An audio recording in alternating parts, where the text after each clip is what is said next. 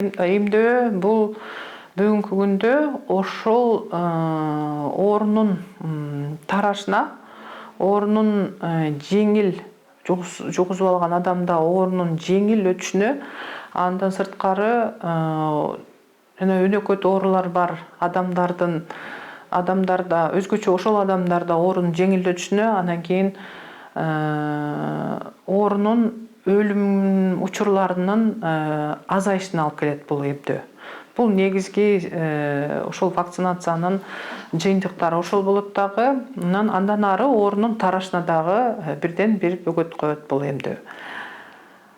Бирок эмдөө кылсам эле деп, анан эмдөө болсо эле эмдөө менен эле бүттү, ошо оору тарабай калат деген ойдон алыс болушубуз керек. Мына мен эмес, бүткүл дүйнөлүк саламаттык сактоо уюму дагы бүткүл дүйнөдөгү саламаттык сактоо системаларына күндө ушундай калкка дагы өзүңөр да белгиле, калкка дагы айткыла деп дайыма бизге күндө рекомендация берет.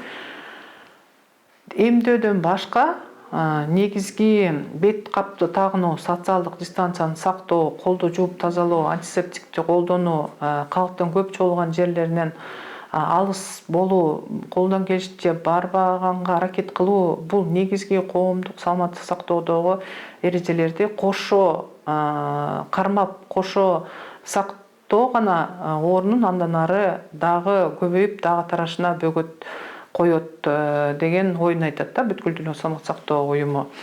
Анан баягы оору ушул токтоп калат, ушул боюнча эле ушул эрежелерди баягы сактасак эле такыр оорубай калабыз деген ойдон да алышыбыз керек. Албетте коллективдик иммунитет баардык калктын арасында 80% калктын арасында коллективдик иммунитет калыптанмайынча бул вирус ушинтип улам баягы стабилдешип, анан кайра